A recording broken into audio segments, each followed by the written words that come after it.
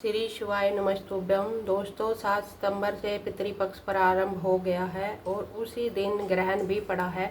ऐसे में पितृपक्ष के दौरान कुछ चीज़ें भूलकर भी मत खाना, वरना पितर हो जाएंगे नाराज, पूरा घर हो जाएगा कंगाल। दोस्तों हमारे पूज्य गुरु जी ने बहुत अच्छी जानकारी दी है चंद्र ग्रहण को लेकर। जैसा कि आप देख पा रहे हैं कि इस वर्ष बहुत ही ज़्यादा प्रलय का माहौल है बना हुआ है।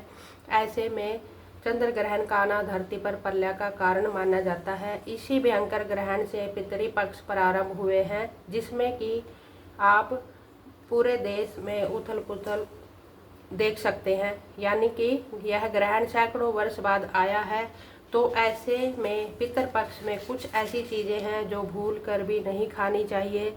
साल 2025 में पितृपक्ष कब से कब तक रहेंगे, शारदीय नवरात्रि कब से शुरू होंगे और कब तक खत्म होंगे, इस वीडियो में हम आपको जानकारी देने वाले हैं। साथ ही ऐसे कौन से कार्य करने चाहिए कि पितरों की कृपा प्राप्त हो और धन वैभव का आशीर्वाद मिले और पितरों को खुश करके अपनी मनोकामना पूर्ण कर सकते हैं। कि जैसा आप जानते हैं कि पूर्णिमा तिथि से पितरपक्ष शुरू हो जाते हैं और अश्विनी मास की अमावस्या तक, जिसे सर्वपितृ अमावस्या के नाम से जाना जाता है।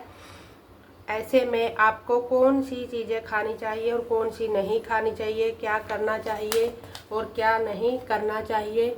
7 सितंबर रविवार का दिन से पितरपक्ष प्रारंभ हुआ और 21 सितंबर रविवार के दिन ही समाप्त होगा। 22 सितंबर सोमवार से नवरात्रे का प्रारंभ होगा। दोस्तों मान्यता है कि मृत्यु के देवता यमराज श्राद्ध पक्ष में पितरों को मुक्त कर देते हैं ताकि वो पृथ्वी पर जा सके। पितर होते हैं वह आपके जीवन में कल्याण करने वाले होते हैं। पितर नाराज होने से घर में भयंकर से भयंकर परेशानियों का सामना करना पड़ता है। 16 दिन धरती पर रहते हैं और श्राद्ध तर्पण पिंडदान ग्रहण करते हैं। और दोस्तों जब पितर जाते हैं तो आपको बहुत सारा आशीर्वाद देकर जाते हैं। श्राद्ध पक्ष में पितरों की शांति के लिए ब्राह्मणों को भोजन कराया जाता है। ब्राह्मणों को इन चीज़ों का भोग नहीं लगाना चाहिए। चलिए जानते हैं कौन सी चीज़ें। दोस्तों पितर पक्ष में आपको लहसुन प्याज से भोजन नहीं बनाना है, बिना लहसुन प्याज का ही भोजन बनाना चाहिए। इस दौरान आपको लहसुन प्याज घर में भी नहीं लाना है, वरना पितर आपका भोजन ग्रहण नहीं करेंगे और भूखे ही लौट जाएंगे। श्राद्ध पक्ष में पितरों के निमित्त ही भोजन बनाएं, वह शुद्ध भोजन की श्रेणी में आता है और ऐसा भोजन आपको आपकी मनोकामनाओं को पूर्ण करने का पितरों से आशीर्वाद दिलाता है। परंतु गलती से आप इस भोजन को अशुद्ध कर देते हो, बहुत बड़ा दोष लगता है और पितर क्रोधित हो जाते हैं। पितर पक्ष में लहसुन प्याज और तामसिक चीज़ों का भूलकर भी सेवन ना करें और मांस मदिरा का सेवन घर में बिल्कुल भी ना करें। इन 16 दिनों में बासी भोजन शैतान को प्राप्त होता है। पितर पक्ष के दौरान ना बासी भोजन करें, ना ही किसी को देना चाहिए।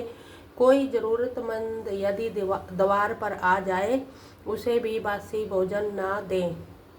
शास्त्रों में कहा गया है कि पितर पक्ष के दौरान पितर किसी भी रूप में आपके द्वार पर आ सकते हैं। यदि आप बासी भोजन देते हैं तो आपको श्राप देकर चले जाएंगे। पितर पक्ष में नए वस्त्र नहीं खरीदने चाहिए। पितर पक्ष के दौरान पति पत्नी को दूरी बनाकर रखनी चाहिए। इस दौरान हमारे पितर हमारे घर पर ही रहते हैं, वो नाराज होकर चले जाते हैं, फिर कभी वापस नहीं आते। वंश वृद्धि में रुकावटें आती हैं। इन 16 दिनों में खुशी खुशी पितरों का स्वागत करें, उनका आशीर्वाद प्राप्त करें। और पितर पक्ष में पितरों का भोजन बनाते समय भोजन में चावल दाल और रोटी बनाएं, पूरी कचौड़ी बनाएं, हलवा खीर इत्यादि बनाएं। पितरों को खीर बहुत पसंद होती है। खीर बनाकर पितरों का आशीर्वाद प्राप्त करें। पितर पक्ष के दौरान मसूर की दाल नहीं खानी चाहिए और ना ही मूली, लौकी, खीरा, सरसों साग बिल्कुल भी नहीं खाना चाहिए। सफ़ेद चीज़ों का दूध, दही, सफ़ेद बर्फी आदि का सेवन नहीं करना चाहिए। पितर पक्ष के दौरान आपको कोई इन चीज़ों को देता है तो नहीं लेनी चाहिए।